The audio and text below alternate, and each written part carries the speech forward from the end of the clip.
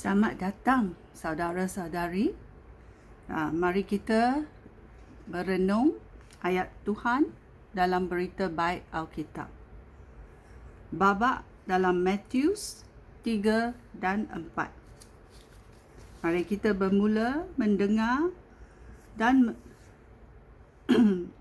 mendoa bahawa Roh Kudus akan menyempurnakan segala pendengaran kita dalam nama Yesus.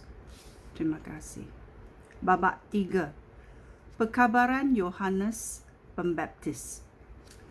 Pada masa itu, Yohanes Pembaptis tiba di padang gurun di Yudea dan mula memberitakan hal ini.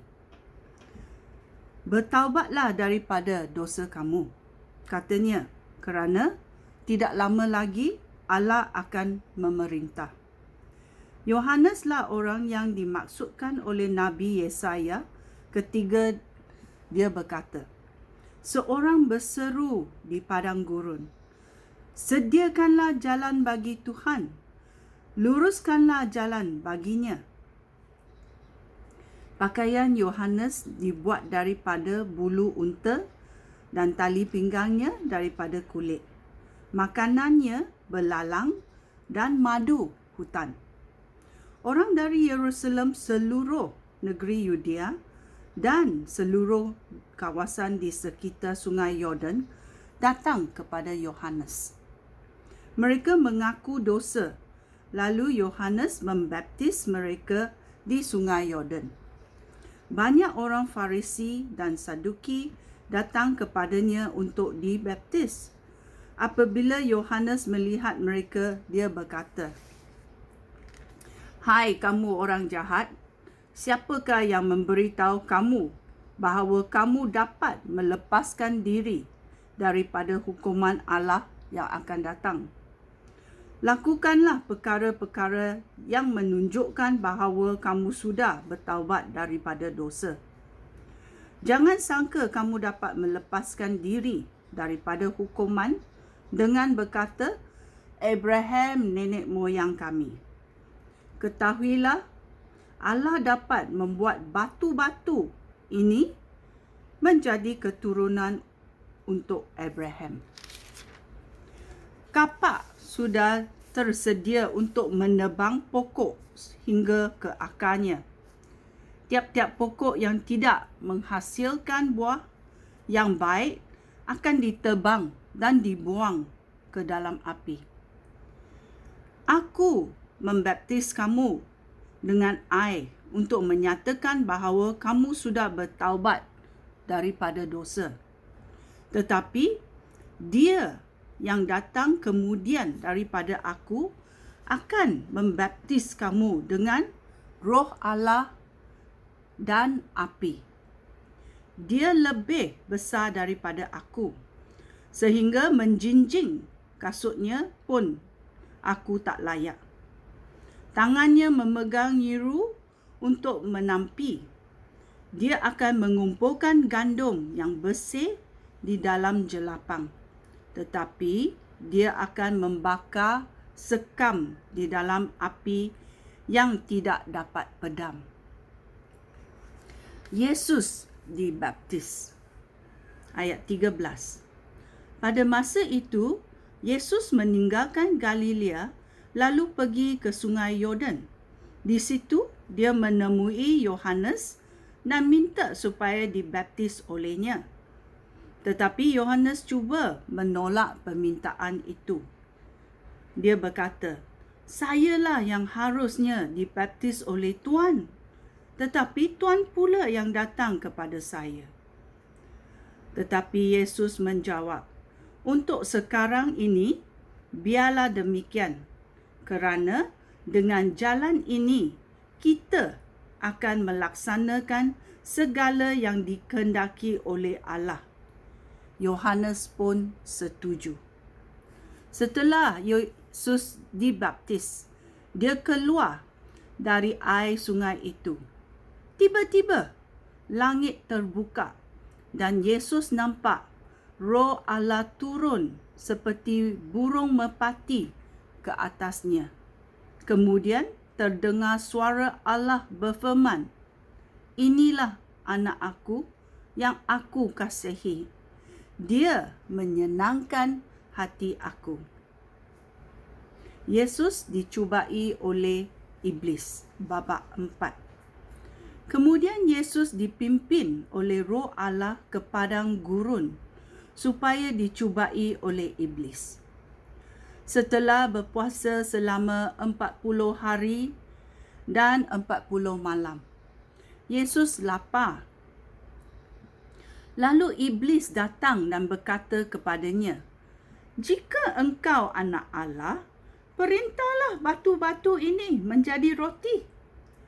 Yesus menjawab, "Di dalam Alkitab tertulis, manusia tidak dapat hidup dengan roti sahaja, tetapi juga dengan setiap kata yang difirmankan oleh Allah." Kemudian iblis membawa Yesus ke Jerusalem, kota suci itu, lalu meletakkan dia di puncak rumah Tuhan. Iblis berkata kepada Yesus, "Jika engkau anak Allah, terjunlah ke bawah. Kerana di dalam Alkitab tertulis, Allah akan menyuruh malaikat-malaikatnya menjaga engkau. Malaikat akan menyambut engkau dengan tangan supaya kakimu tidak terhantuk kepada batu." Yesus menjawab, "Tetapi di dalam Alkitab tertulis juga, janganlah cubai Tuhan Allahmu." Kemudian iblis membawa Yesus ke gunung yang sangat tinggi dan menunjukkan semua kerajaan di dunia ini serta segala kekayaannya kepadanya.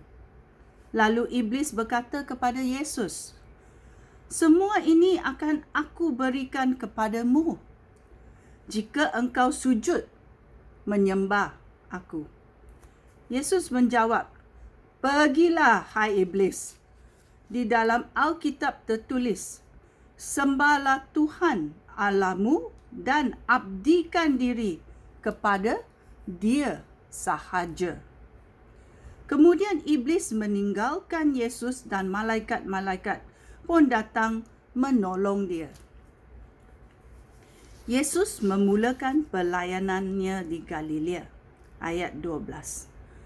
Ketika Yesus mendengar bahawa Yohanes dipenjarakan, dia pun pergi ke Galilea.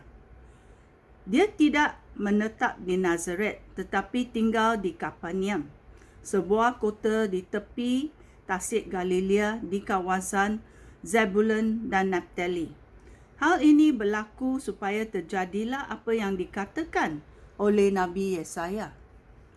Tanah Zebulun dan tanah Naphtali yang menghala ke tasik di seberang sungai Yordan. Galilea, negeri orang bukan Yahudi. Bangsa yang hidup dalam kegelapan akan nampak cahaya yang gemilang. Bagi mereka yang hidup di negeri yang dibayangi maut, cahaya itu akan bersinar. Sejak itu, Yesus mula mengisytiharkan perkabarannya, "Bertaubatlah daripada dosa kamu, kerana tidak lama lagi Allah akan memerintah." Yesus memanggil 4 orang nelayan. Ayat 18. Sementara Yesus berjalan di tepi tasik Galilea, dia nampak 2 orang nelayan, Simon yang juga disebut Petrus dan adiknya Andreas. Mereka sedang menjala ikan di tasik. Yesus berkata kepada mereka, "Ikutlah aku. Aku akan mengajar kamu menjala orang supaya menjadi pengikut aku." Dengan segera, adik-beradik itu meninggalkan jalan mereka lalu mengikut Yesus. Yesus meneruskan perjalanan, lalu nampak 2 orang adik-beradik yang lain, iaitu Yakobus dan Yohanes, anak-anak Zebedis. Mereka di dalam perahu bersama-sama bapa mereka dan sedang mengemaskan jala. Yesus memanggil mereka. Dengan segera mereka meninggalkan perahu dan bapa mereka, lalu mengikut Yesus. Yesus mengajar, berkhotbah dan menyembuhkan orang. Ayat 23. Yesus menjelajah seluruh negeri Galilea. Dia mengajar di rumah ibadat dan mengkabarkan berita baik bahawa tidak lama lagi Allah akan memerintah. Dia menyembuhkan banyak orang sakit yang menderita berbagai-bagai penyakit. Berita tentang Yesus tersebar di seluruh negeri Siria, sehingga mereka yang menderita berbagai-bagai penyakit dan kesusahan dibawa kepadanya. Lalu Yesus menyembuhkan semua orang yang dirasuk roh jahat, yang sakit gila babi, dan yang lumpuh. Mereka semua disembuhkan oleh Yesus. Orang yang mengikut Yesus banyak sekali. Mereka dari Galilea, dari 10 kota, dari Yerusalem, dari Yudea, dan dari negeri seberang Yordan. Inilah ayat dalam Matius babak 3 dan 4. Berdengarlah, Yesus sering dalam ayatnya berkata, Allah akan memerintah. Marilah kita imbas kembali kelakuan kita dan kita bertaubat supaya Yesus boleh menghapuskan segala dosa kita. Sekian, terima kasih. Shalom.